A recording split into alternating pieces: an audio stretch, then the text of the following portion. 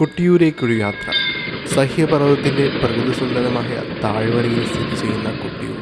അതേ പർവ്വത പ്രദേശത്തിൽ നിന്നും ഒഴുകിയെത്തുന്ന വാവലിപ്പുഴയുടെ ഇരു കരകളിലായി രണ്ട് ക്ഷേത്രങ്ങൾ, അക്കരെ കൊട്ടിയൂരും ഇക്കരെ കൊട്ടിയൂരും. ബസ് ഇറങ്ങിക്കഴിഞ്ഞാൽ തന്നെ കാണാം രണ്ട് കവാടങ്ങൾ, ചുറ്റും ഓടപ്പൂക്കളാൽ സമൃദ്ധം. കൊട്ടിയൂരിലെ പ്രസാദമാണ് ഓടപ്പൂ. ദക്ഷന്റെ ഉപദേഷ്ടാവായ ഭൃഗുമഹർഷിയുടെ താടിയാണെന്നും ദക്ഷയാഗത്തിന് വിഘ്നം വരുത്തിയ വീരഭദ്രനെ പരശുരാമൻ സൃഷ്ടിച്ചത് സ്വന്തം ജടമുടി കൊണ്ടാണ്. അപ്പോൾ ഇവയൊക്കെയാണ് ഓടപ്പൂവും കൊട്ടിയൂരും തമ്മിലുള്ള ബന്ധങ്ങൾ. മഴ കൂടി വരുമ്പോഴാണ് കൊട്ടിയൂരിൻ്റെ ഭംഗി വർണ്ണനാതീതമാകുന്നതെന്ന് എനിക്ക് അക്കരെ കൊട്ടിയൂരിലേക്കുള്ള നടത്തത്തിൽ മനസ്സിലായി. ഇടിച്ചുകുത്തി ഒഴുകുന്ന വാവലിപ്പുഴയെ കടന്ന് ഭക്തർ അക്കരെ കൊട്ടിയൂരിലേക്ക് പോവുകയാണ്. ഒരു മാസക്കാലമേ അക്കരെ കൊട്ടിയൂർ തുറക്കുകയുള്ളൂ. അതുകൊണ്ട് നല്ല തിരക്കുണ്ട്. മാത്രമല്ല, സ്ത്രീകൾക്ക് നിശ്ചിത ദിവസം മാത്രമേ കടക്കാൻ അനുവാദമുള്ളൂ. രണ്ട് പാലങ്ങളിലൂടെയാണ് വാവലിപ്പുഴയെ കടക്കേണ്ടത്. അങ്ങനെ അവയെല്ലാം കടന്ന് കൊട്ടിയൂരപ്പനെ ചുറ്റിക്കറങ്ങി പുറത്തേക്കൊഴുകുന്ന ജലപാതയിൽ കൂടെ അകത്തേക്ക് നടക്കും. മണിത്തറയിലേക്കുള്ള പ്രത്യേക ക്യൂ ആണ് മുകളിൽ. പ്രകൃതിയുടെ വരദായമായ കൊട്ടിയൂരിൻ്റെ ചൈതന്യ ധന്യത അവർണ്ണനീയമാണ്. മഴയും നനഞ്ഞ് ജലപാതയിലൂടെ കൊട്ടിയൂരപ്പനെ കാണാൻ വേണ്ടി ആയിരങ്ങളിൽ ഒരുവനായി ഞാൻ.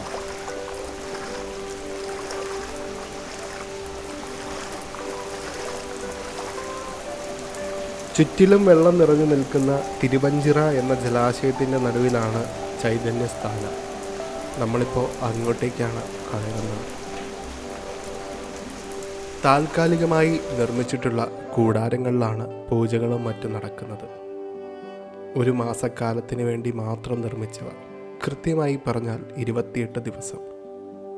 കൊട്ടിയൂർ വൈശാഖ മഹോത്സവം.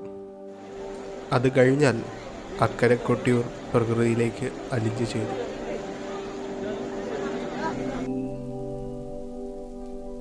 മഴയൊന്ന് തൽക്കാലത്തേക്ക് ശമിച്ചു. പക്ഷേ ഭക്തജനപ്രവാഹത്തിന് ഒരു ശമനവുമില്ല.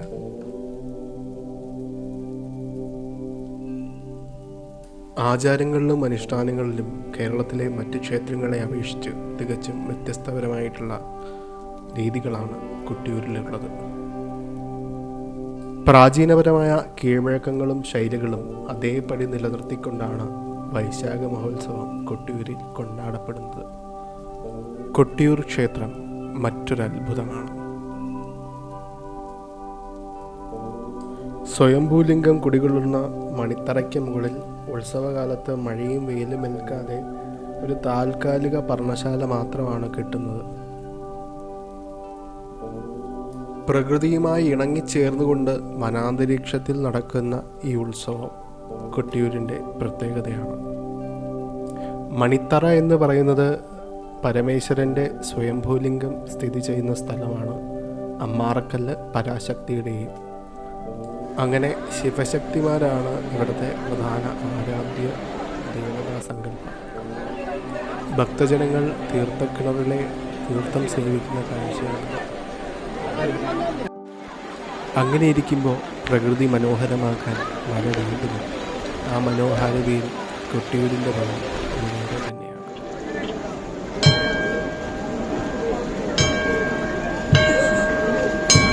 അങ്ങനെ കൊട്ടിയൂരപ്പൻ്റെ ശീവേലി കൂടെ കഴിഞ്ഞ് തുടങ്ങാമെന്നുള്ളതാണ്.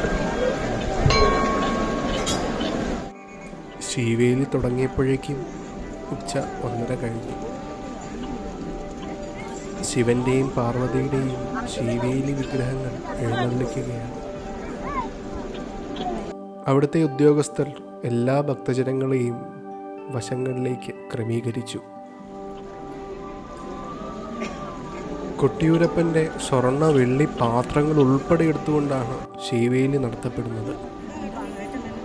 വേട്ടയാടി സഞ്ചരിച്ചു കൊണ്ടിരുന്ന ഒരു കുറിച്യനാണ് പരമശിവന്റെ ഈ സ്വയംഭൂലിംഗം ആദ്യമായി കണ്ടെത്തുന്നത്.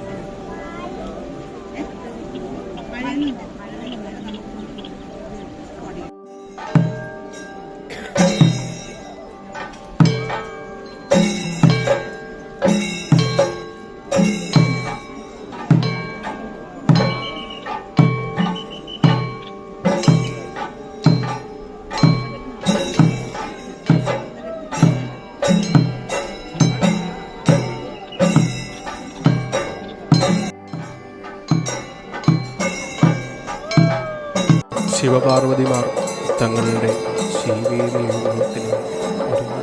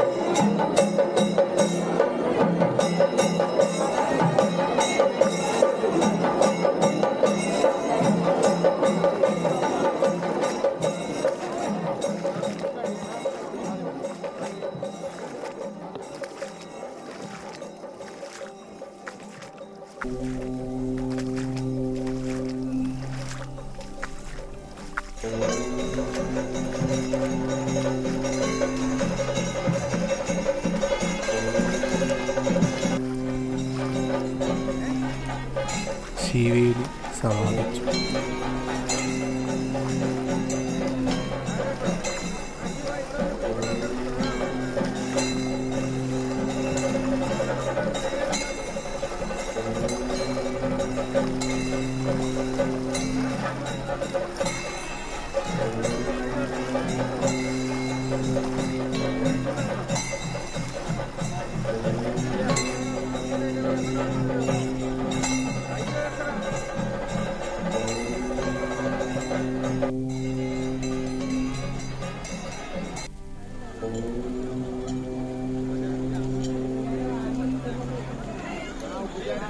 എല്ലാം വീണ്ടും പഴയതുപോലെയായി. ഈ ചുറ്റും കാണുന്നതാണ് ക്ഷേത്ര ഭാരവാഹികൾക്കും തന്ത്രിക്കും എല്ലാം താമസിക്കാനുള്ള താൽക്കാലിക നിർമ്മിതികൾ. അങ്ങനെ കൊട്ടിയൂരപ്പനോട് താൽക്കാലികമായി വിട പറയുകയാണ്. വാവലിപ്പുഴയെ കടന്ന് തിരികെ കണ്ണൂരിലേക്കുള്ള യാത്ര.